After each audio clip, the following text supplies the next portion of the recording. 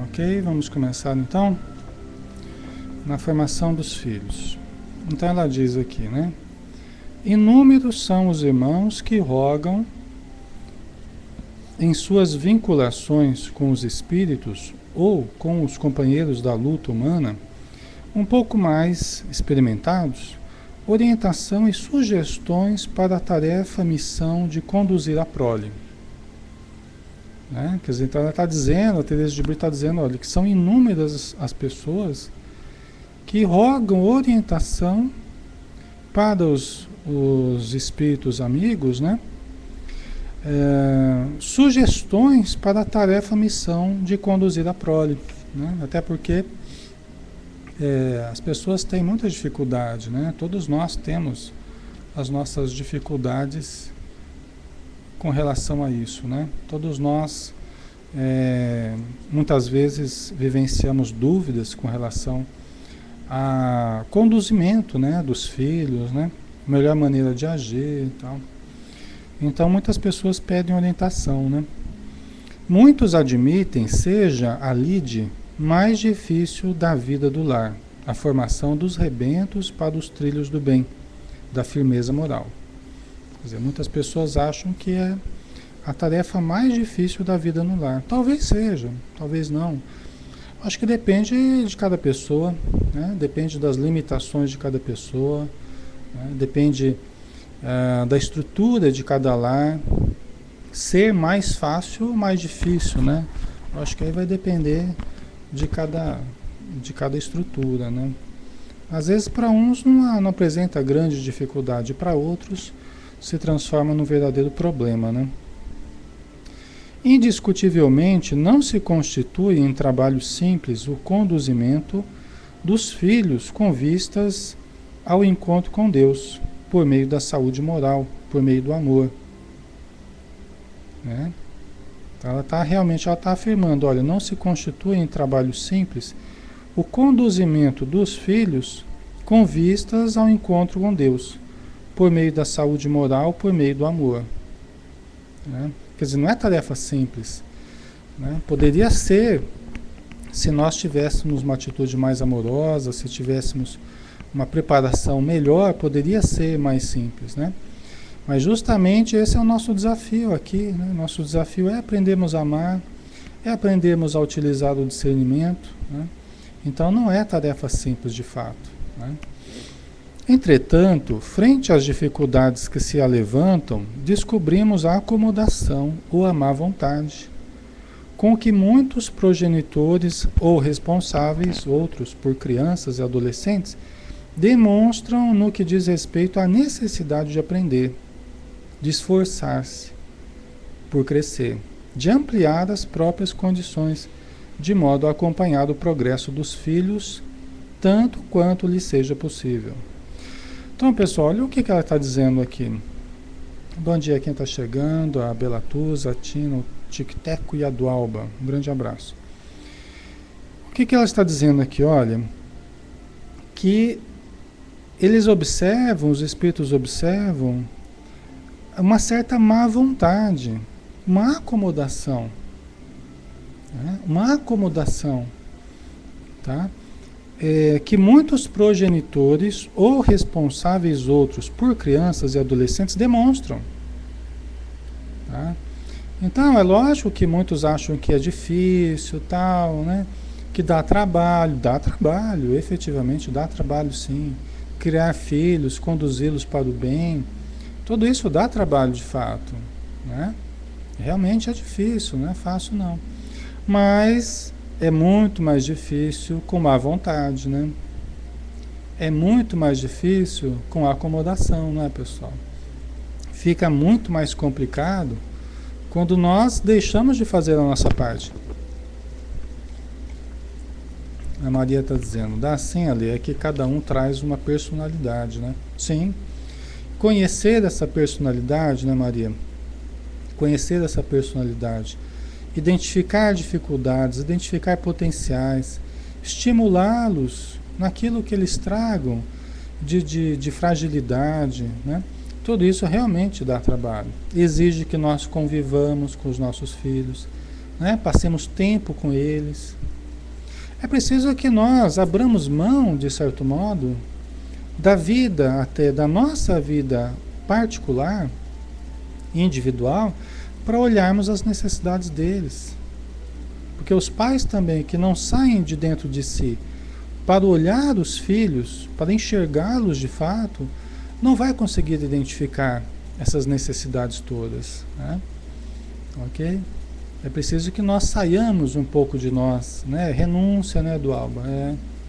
A pessoa que só quer ficar de boteco em boteco, ou de futebol em futebol, ou de, né, situação em que somente ele se compraz, vamos supor, o chefe da casa lá, o marido, o pai, né? E não para dar atenção aos filhos, né? Então ele não vai compreender onde ajudar, ele não vai enxergar os filhos, né?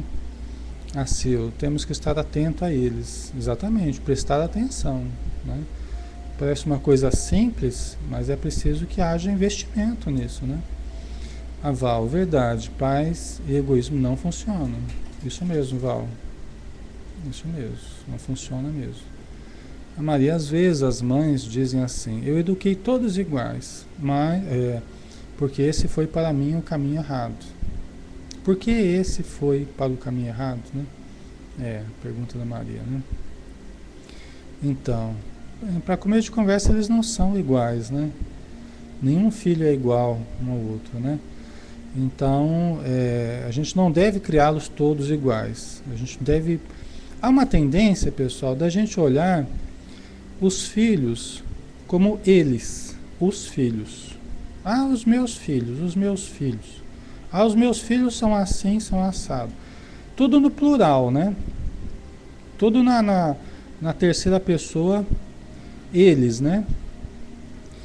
Então, e a gente vai esquecendo de olhar esquecendo de olhar ele, né? Ele, né? Como é que ele é? Tá?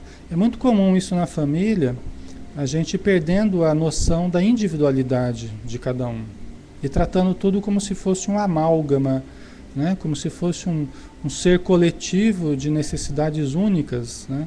E não é, né? Cada um tem a sua individualidade. Uma coisa interessante, por exemplo, pessoal, uma coisa interessante é passarmos tempo com cada um. Passarmos tempo com cada um. Olha só, né, as necessidades que existem, né? Então não é só passar tempo com eles, porque não se trata apenas do vínculo com eles, com os filhos. É um tipo de vínculo. Quando eu estou com os meus filhos, é um tipo de vínculo. Quando eu estou com um, é outro vínculo. Quando eu estou com o outro, é outro vínculo. Quando eu estou com o outro, um terceiro, é um outro vínculo. Né?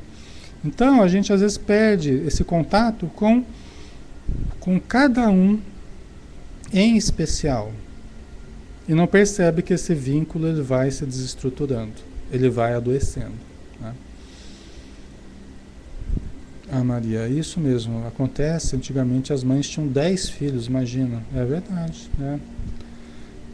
Tinha dificuldade até para lembrar o nome dos filhos, né? Ô, Paulo, não sei o quê. Fala uns 3, 4 nomes até acertar o nome do filho, né? Isso acontecia mesmo, né? Então vamos lá, vamos continuar aqui, né? Tá, má vontade, acomodação, né? No que diz respeito à necessidade de aprender, de esforçar-se por crescer, de ampliar as próprias condições, de modo a acompanhar o progresso dos filhos, tanto quanto lhe seja possível, né? Acompanhar o progresso dos filhos, isso é muito importante. A Belatuzzi, eu faço isso com o filho, o cachorro, o gato, troco o nome de todo mundo. Meu gato e cachorro, no fim, são como filhos também. Em muitos casos, torna-se mais fácil aceitar o que dizem parentes e vizinhos, nem sempre sintonizados com responsabilidades com as quais já tomamos contato. Né? Então, olha pessoal, no que ela está dizendo aqui, né? Às vezes é mais fácil a gente a gente aceitar o que dizem parentes e vizinhos. E tem pessoas que são muito influenciáveis, né? Há pessoas que são muito influenciáveis. Elas se deixam influenciar demais por parentes e vizinhos, né? Pessoas, qualquer um que chega e fala alguma coisa, ela já absorve isso, né? E eles nem sempre estão sintonizados com responsabilidades com as quais já tomamos contato. Muitas vezes não são espíritas, né? Nem são lá muito cristãos também, né? Muitas vezes de seguir princípios mais elevados, mais nobres, né? Então, e às vezes a gente acaba aceitando a orientação deles, ou acaba aceitando sugestões, nem sempre sintonizadas com o que nós acreditamos, né? É falta de segurança, né, Maria? Né? A gente acaba ficando muito na dependência de outros, né? Diversos preferem entregar ao Deus dará a educação dos pequeninos. A pessoa fala assim, eu já pus no mundo, agora Deus que cuide, né? Só que Deus é que permitiu que nós cuidássemos, né? A pessoa põe no mundo, eu já tive o trabalho de pôr no mundo, então agora Deus, eu deixo para Deus cuidar. Né? E Deus colocou nas nossas mãos, né? Então, diversos preferem entregar aos Deus dará a educação dos pequeninos, deixando-os à mercê dos vídeos, das amas e de outros dispositivos. Eles, os pais, infelizmente, continuam espiritualmente ausentes. Hoje é muito comum assim.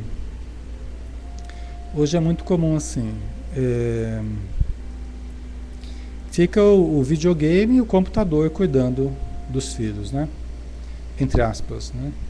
E os pais ficam tranquilos, porque afinal de contas, meu filho está dentro de casa, ele não está na rua, não está aprontando na rua, na casa de alguém, ele está em segurança dentro de casa.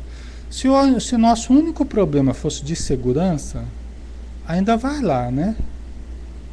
Ainda vai lá. Se o nosso único problema, se o único problema que nós tivéssemos que cuidar com relação ao nosso filho fosse segurança, estava muito bom, né? Mas a questão não é só essa, né?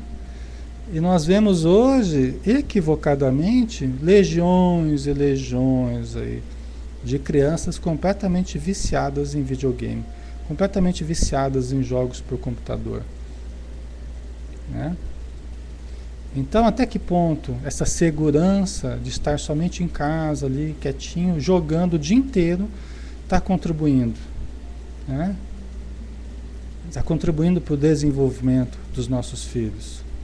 Então, nós temos que parar e analisar isso, né?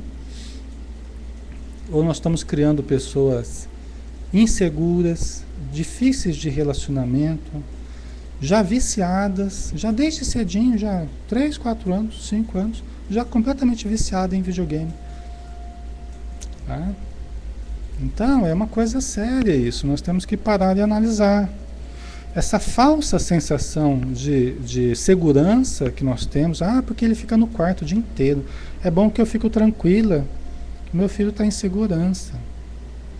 Está tão seguro que não está nem vivendo, né? Não está nem vivendo.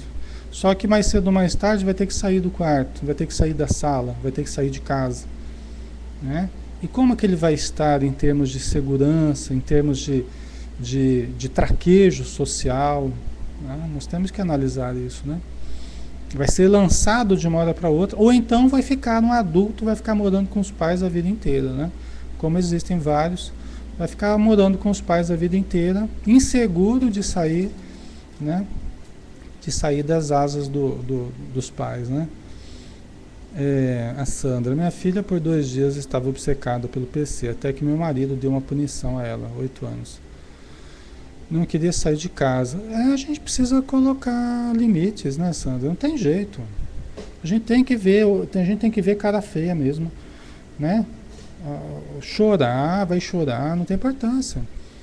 Né? Se for o caso, fica lá usando isso aí um pouquinho no final de semana, se for o caso, né? Passa a semana inteira. É bom que vai desintoxicando, né? Vai fazendo uma desintoxicação aí digital, né? Então, mas precisa, gente. Hoje em dia, se a gente não colocar limites e não dosar as coisas, eu acho que tem que passar mesmo a semana inteira sem usar, só no final de semana e com o tempo marcado. E olha lá ainda, hein? Porque senão, eles, por si só, eles não saem. Acredita no que eu estou te falando. Por si só, eles não saem. Eles não vão eleger outros interesses. Eles não vão eleger outros interesses, até porque não vão ter energia psíquica para isso. Porque fica tão alienado ali, gasta tanto energia, presos, hipnotizados por essa condição digital e de joguinho e tal, que eles não vão sair dessa realidade, tá? Somente quando nós privarmos eles, e aí eles vão sentir necessidade de preencher o tempo de outra forma. Aí sim é que eles vão começar a buscar outros interesses, né? Poderão buscar outros interesses, tá? Então eu vejo dessa forma hoje. Ela diz aqui, né? Tá, deixa à mercê dos vídeos, das amas e de outros dispositivos. Eles, os pais, infelizmente, continuam espiritualmente ausentes. Tá? Quer dizer, os pais, infelizmente, continuam espiritualmente ausentes, né?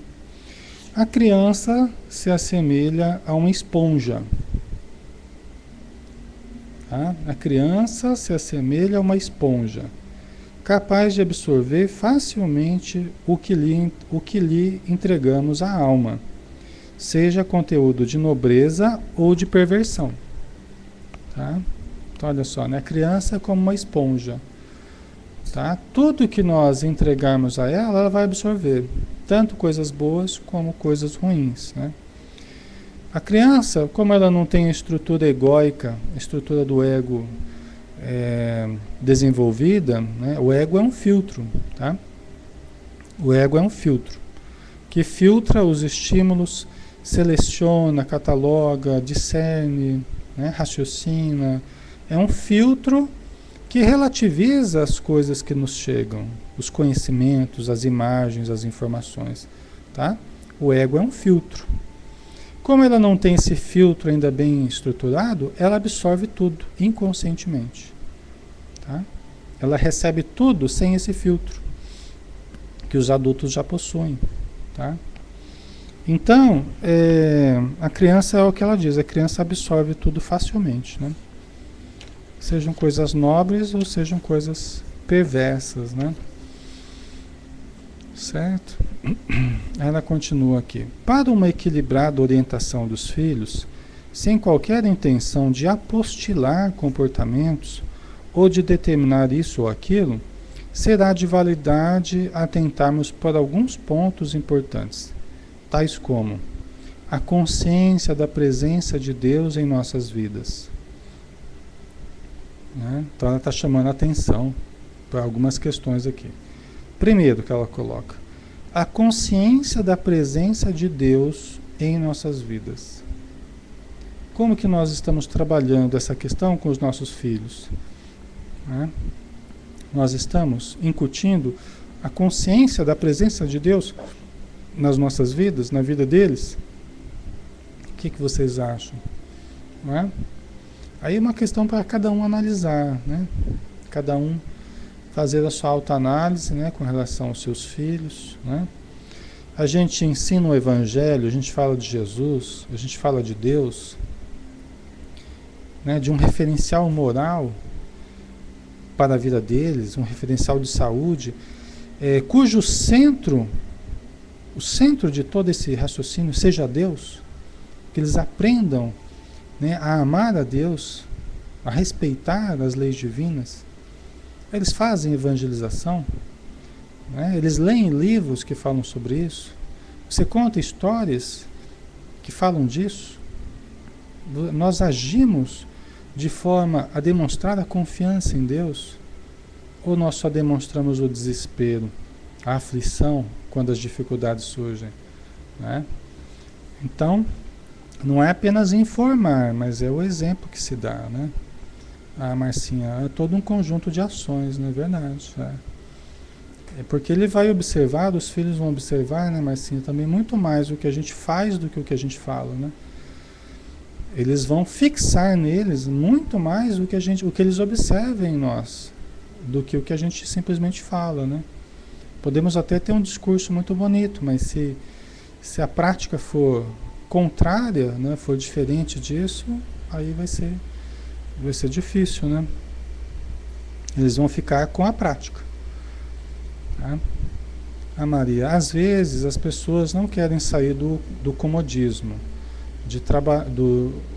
dar trabalho e educar, né? A Marcinha, mesmo que não tenham essa atitude no presente, mas no futuro terão esse referencial. Exatamente. Mesmo que eles não aproveitem esse exemplo no presente, né, Marcinha? Mas sempre chega uma hora que a consciência deles pulsa, né? A consciência os adverte. E aí eles vão lembrar, puxa vida, minha mãe falava isso, minha mãe fazia assim, minha mãe fazia, meu pai, né? Depois de tanto bater cabeça, a pessoa começa a lembrar dos exemplos todos que teve, né? Isso mesmo. Muitas vezes a gente vê isso nas reuniões mediúnicas, né? Às vezes é preciso toda uma vida de erros e uma continuidade, inclusive no plano espiritual, de erros, né? Para daí a pessoa se conscientizar e lembrar, né, do amor maternal, de lembrar de todo o carinho que recebeu, para despertarem, né, Marcinho? É verdade. Então, continuando aqui. O respeito à vida atual, estendendo ao corpo os cuidados necessários.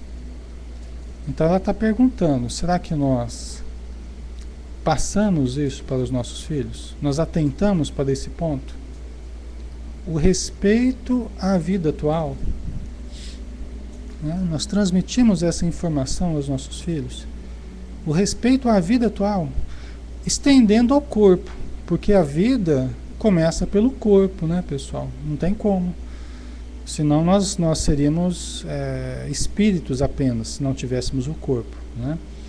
Então, o corpo não pode ser negado nesse processo. Se nós não transmitirmos respeito ao corpo, e como é que seria isso? Olha, pessoal, o dormir, a quantia certa, né? O tempo necessário, comer o necessário, nem mais nem menos, né? Não nos expormos a riscos desnecessários, e é respeito ao corpo, né? Não forçarmos o nosso corpo desnecessariamente, né? Não abandonarmos o corpo nos processos de obesidade, muitas vezes que a pessoa vai se abandonando, né? Vai se abandonando no ajustamento do ego com o corpo. Chega uma hora que o ego larga a mão e fala, você que cuide de si mesmo, você que se vira, e fala para o corpo, e fica lá o corpo cada vez mais abandonado, né? Então, são todos os cuidados que nós devemos ter, que demonstra amor à vida, amor ao corpo, não amor no sentido de narcisismo, né? De culto ao corpo exagerado, mais, né, vaidoso, mas de respeito às necessidades corporais, né? Isso é imprescindível, extremamente necessário para a nossa vida equilibrada, né?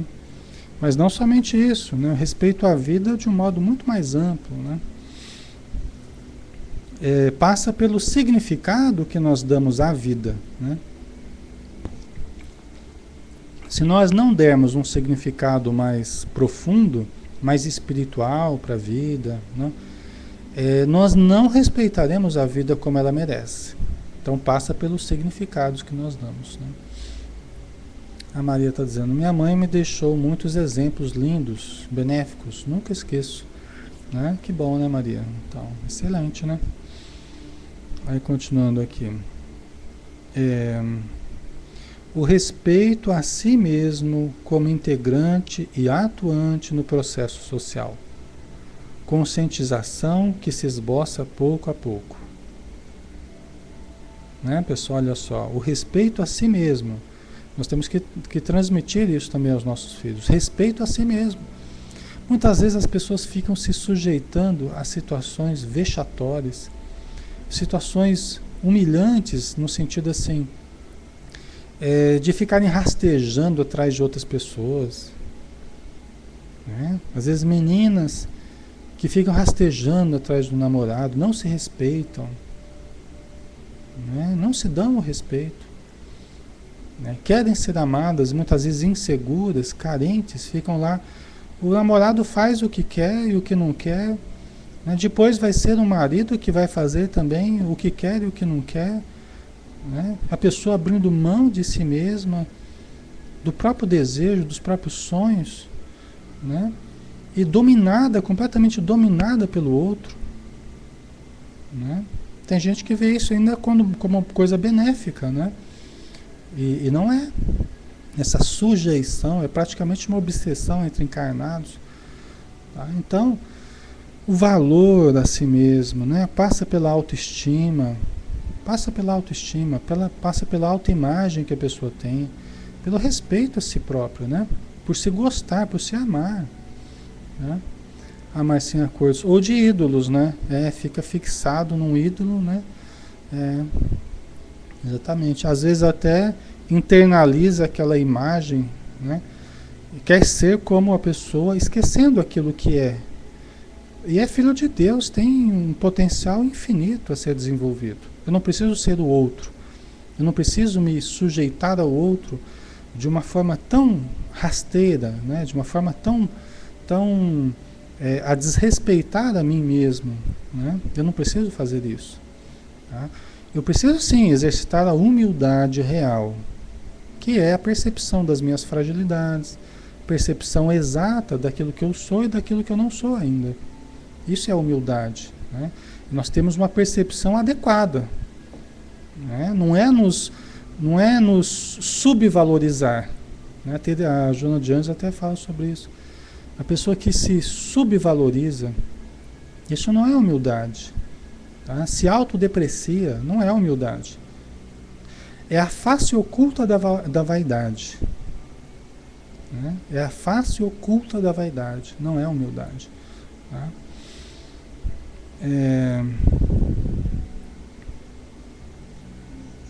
Tina, falta de tudo dentro do lar, né? Às vezes, né? Os exemplos e uma porção de coisas aí, né? Conceitos, né? A Maria, não mesmo, temos que amarmos-nos, né? Sentir-nos seguros. Não podemos colocar nas mãos do outro a nossa vida. Isso mesmo, Maria. Tá? O poder na nossa vida tem que estar nas nossas mãos, né? A nossa felicidade está nas nossas mãos, não deve estar na mão do outro.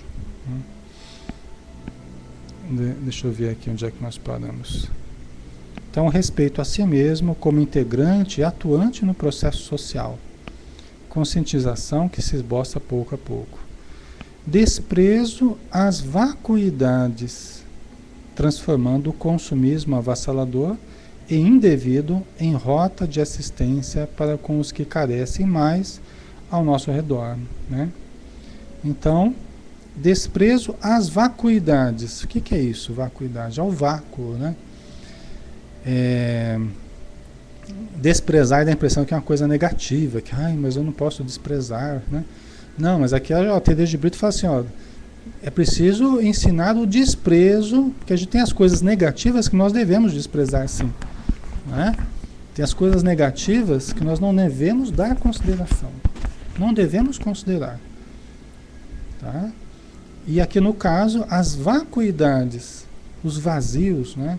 No sentido das coisas sem significado, das coisas vazias. Né? Isso nós devemos realmente rechaçar na nossa vida. Né? Para que nós não nos tornemos vazios, né? Superficiais. Senão nós acabamos assim. Né? A Tina, a família é a base de tudo. Uma família desestruturada, os filhos serão o quê, né? Então. A tendência é absorver em várias dificuldades, né? Vai depender da estrutura que ele traz, vai depender de outros exemplos que ele tem. Muitas vezes a gente vê crianças e jovens muito bons saindo de famílias muito desestruturadas. Mas são jovens que acabam tendo outros modelos também. Às vezes são tios, são avós, são amigos, são famílias às vezes de amigos, né? E que a pessoa começa a ter outro modelo. E ela vai comparando com a dela e fala, puxa vida, né? Tem uma coisa diferente ocorrendo aí, né? Na sociedade, em outras famílias tem outros tipos de atuação, de atitude, né? Então isso ajuda muito, né? Às vezes para dar um modelo melhor para o jovem, né? Mas a tendência né? É viver esses conflitos todos, né? Vamos ver aqui. Então, desprezo às vacuidades, transformando o consumismo avassalador e indevido em rota de assistência para com os que carecem mais ao nosso redor, né? Quer dizer que ao invés da gente se lançar ao consumismo, vamos dar o excedente, né? Vamos ajudar aqueles que carecem, né? Pode ter a sua poupança, pode ter o seu financiamento, sua casa, o seu carro, o que for preciso ter. Ninguém está falando para retirar o necessário, né? O que for, até a Joana de Anjos fala no livro O Evangelho à Luz da Psicologia Profunda, né? Que a propriedade é até um dever do ser humano buscar. Ela fala isso. É até um dever. Por quê? Porque a família precisa disso. A família precisa dessa segurança, né? Dos recursos necessários para viver com dignidade. Então ninguém está falando de retirar do que é necessário, mas pelo menos um pouco do supérfluo, né? Dar, né? Ajudar aqueles que não têm nada, né? O hábito salutar de estudar serenamente, sem o ouvido de que, para a criança, são importantes o brinquedo, a descontração dos folguedos infantis e a convivência no seu grupo sadiamente. Né? Então, olha só, o hábito salutar de estudar serenamente, né? Quer dizer, vamos criar esse hábito na criança, né? É isso que ela está dizendo, vamos criar, vamos estimular ao estudo saudável, sereno, né?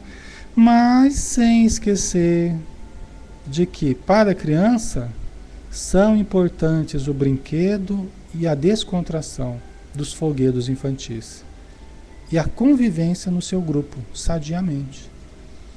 Tem gente também, pessoal, que é só estudar. É só estudar. Parece que a mensagem que os pais transmitem é a mensagem assim, olha, se você estudar, estudar, estudar, você vai ser super feliz, né? E hoje, o que a gente vê, às vezes, estudantes de medicina, que seria o top, né? Veja bem, qual que é o produto, né? Qual que é o produto da nossa educação hoje?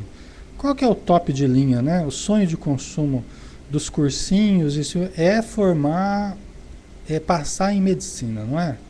É o top do top, né? É o produto final da nossa filosofia educacional hoje em dia, não é? São os estudantes de medicina, porque são os mais concorridos, não sei o quê.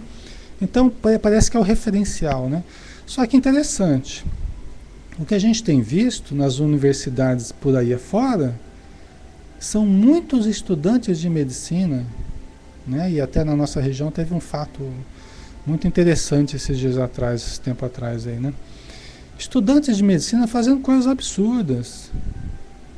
Muitos estudam, não tem vida social, não tem lazer, não tem prazer, é só estudar. Chega na época do vestibular, chega na faculdade, são gênios, só que emocionalmente muito desestruturados. São gênios, Estão cheios de informações na cabeça. Tudo que você perguntar, ele sabe. Só que emocionalmente muito imaturos. Às vezes fazendo coisas aí nos trotes, coisas absurdas com outras pessoas, né? Então, isso aí deveria servir de análise profunda, né? Da sociedade, até da filosofia educacional que nós estamos seguindo, que está privilegiando encher a cabeça dos nossos de informações. A formação moral, o referencial ético está muito relegado a segundo plano, né? Então, eu vejo que alguma coisa está muito errada nesse processo. Se os nossos mais louváveis estudantes estão desse jeito, né, alguma coisa está errada, né? Aqueles que estão sendo colocados no top, né, no status social, alguma coisa está errada nesse processo, né? Então vamos ver aqui. Então lembrar que a criança precisa, né, de brinquedo, precisa ser criança, precisa da descontração dos folguedos infantis, a convivência no seu grupo sadiamente, né? Nós precisamos fazer cada coisa no seu tempo, na sua hora, né? Não ficarmos queimando, pulando etapas, né? Aí continuando aqui então. Enquanto substituímos a presença nossa junto aos filhos por dinheiro e presentes, olha só. Enquanto substituímos a presença nossa junto aos filhos por dinheiro e presentes, que é o que acaba acontecendo frequentemente, né? A pessoa nunca está presente, né? E aí, para compensar, fica dando de tudo, né? Muitas vezes, quando é separado também, acaba acontecendo frequentemente isso, né? Para compensar, ambos os lados ficam presenteando o tempo todo, tentando agradar, tentando acomodar a situação, né? Mas não resolve, né? Enquanto encobrimos nossos descuidos com passeios caros, fingindo bem-querer, tá? Enquanto encobrimos nossos descuidos com passeios caros, fingindo bem-querer, né? Quer dizer, muitas vezes esse bem-querer não está expresso propriamente no dia a dia, mas esses passeios caros, eles tentam mascarar, né, compensar, né, mas sim, compensação, né?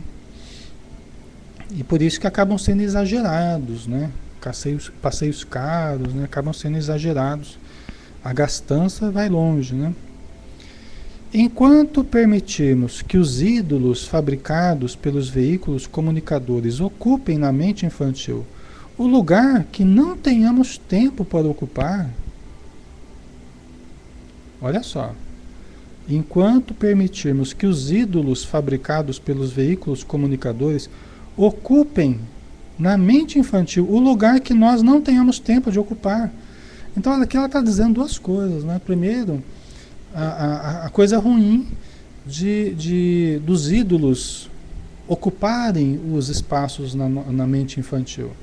E segunda coisa, o nosso espaço na mente infantil que não está sendo ocupado, o vazio que nós estamos deixando na mente infantil, né, que acaba sendo preenchido, né, pelos ídolos aí criados todos os dias pelos meios comunicadores, né? O Joel acaba criando crianças consumistas, né, mal acostumadas, verdade, Joel. A Maria pode até compensar, mas as necessidades ficam, né, ali. Né? É lógico, a criança adora, é uma alegria e tal. Mas com o tempo ela vai perceber isso. Com o tempo ela vai perceber que está sendo usado, né? E ela vai perceber que está sendo comprada, né? Que ela está sendo comprada. Isso é muito importante, né?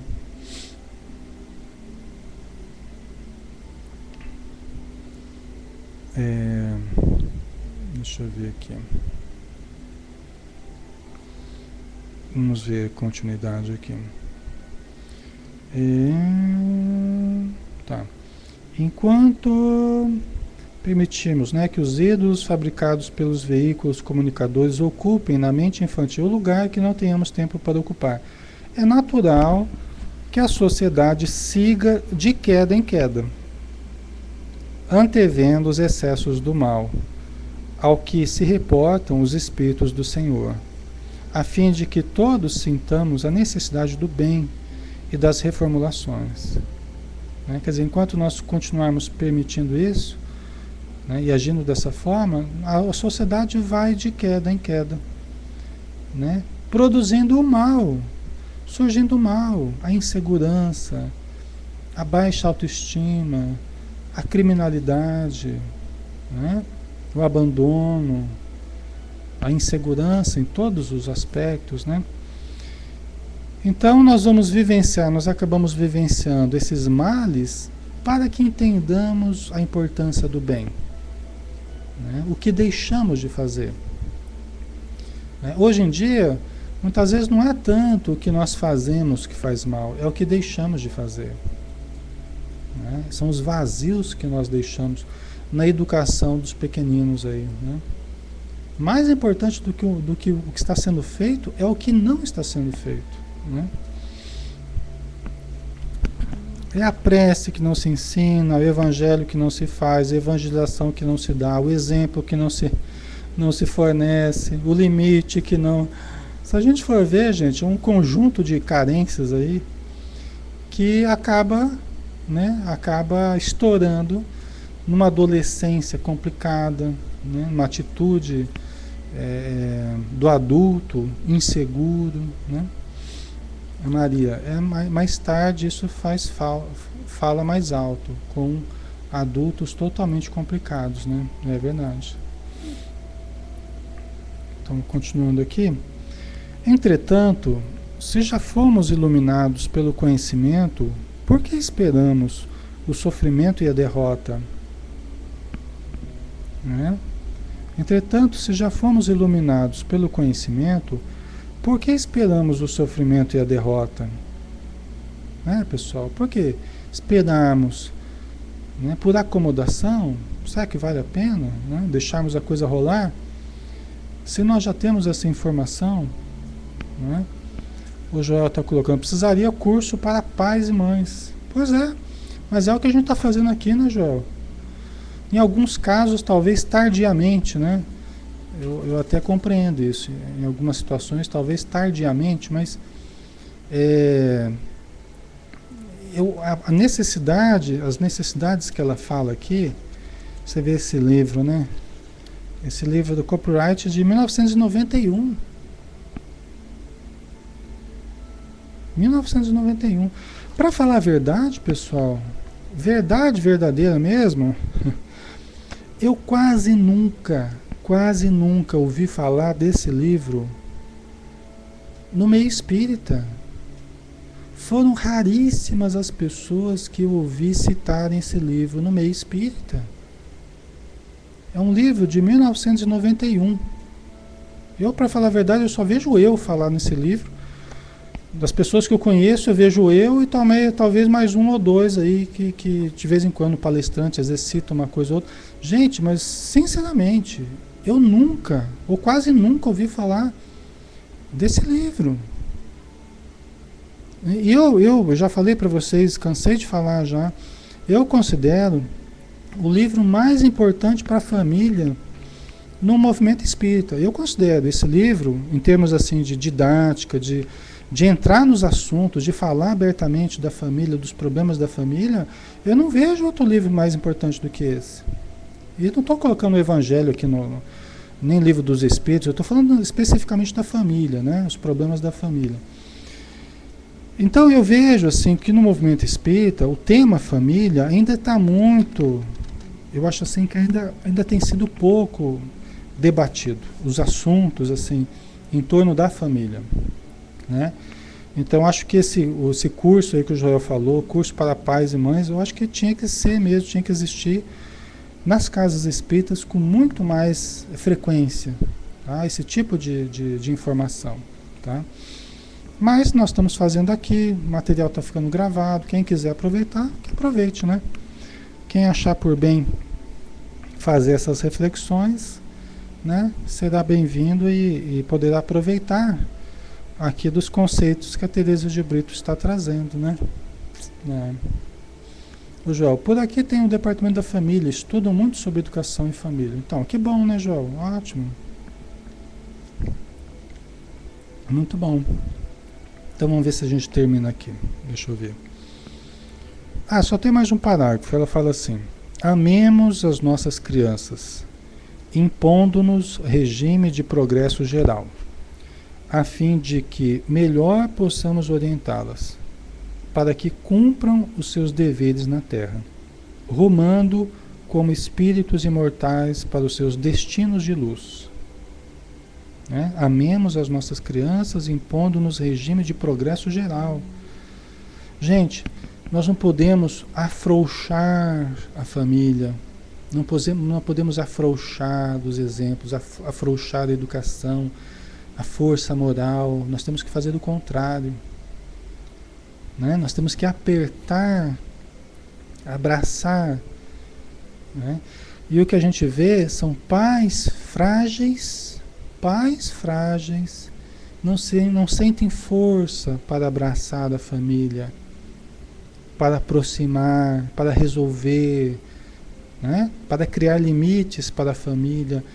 Eles não se sentem fortes. Então começa pelo casal, né, que deve se fortalecer. Começa pelo indivíduo, que deve se fortalecer. O casal que deve se fortalecer. Para abraçarem a família, né, para fortalecerem os vínculos. Porque senão, pessoal, a coisa vai afrouxando, né? Daqui a pouco a gente está perdendo os elementos para outros grupos, né? Para outras orientações, para outros exemplos que não são os que a gente gostaria. Né? Nós precisamos trazer, aproximar, desenvolver essa força moral. Todos nós precisamos disso. Tá?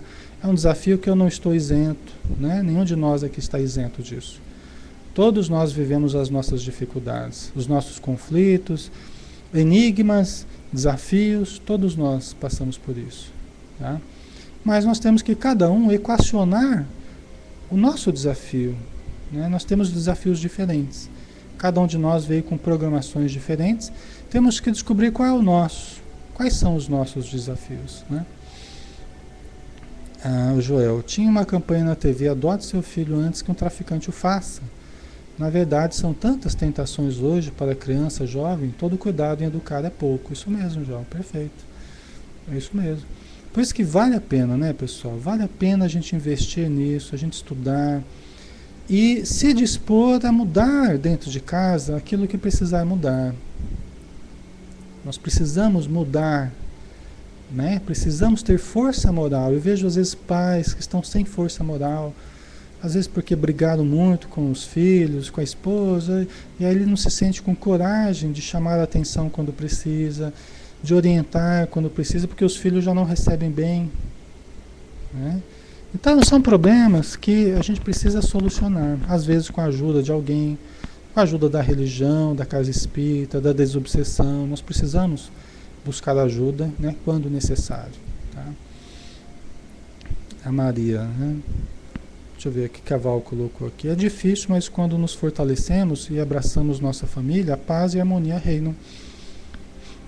Verdade, Val. A Maria, temos que trazer eles para perto de nós, passar para eles segurança, amor, fazer eles verem que podem contar conosco sempre. Isso mesmo, Maria. Então, isso aí.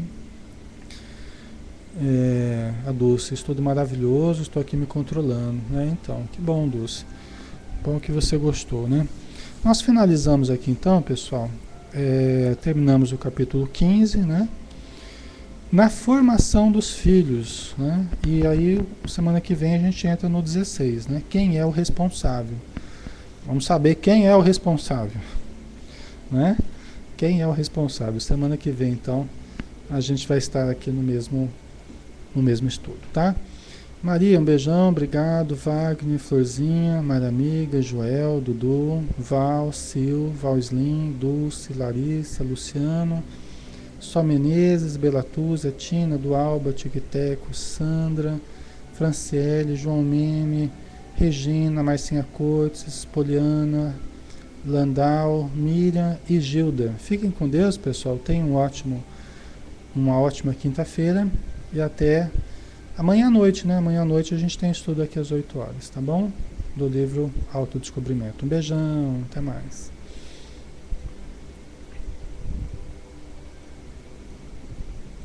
Um abraço também para quem estiver no Facebook, tá? Fique com Deus e obrigado pela presença de vocês aí. Um forte abraço.